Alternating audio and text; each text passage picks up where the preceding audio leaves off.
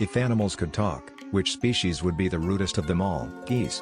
Geese are already assholes. Wasp would be the short guy syndrome people. I feel like maybe hyenas or monkeys. Gorillas. Hyenas are already laughing at us. If gorillas could talk, we'd be fucked. Added spelling, I like the band too much lol. Kangaroos. They're always picking fights. Dolphins and swans. Humans. Cats. A cat. Canadian geese. With all their squinting, it's definitely cats. Cats would definitely have something to say to us. Camels can't even talk and they're rude as fuck. Love them. Cat. P.S. I love cats. Cats for sure. You can see the judgment in their eyes. Geese. They heckle you and then bite you. Mosquitoes. They give off major mean girl vibes. Humans. Geese.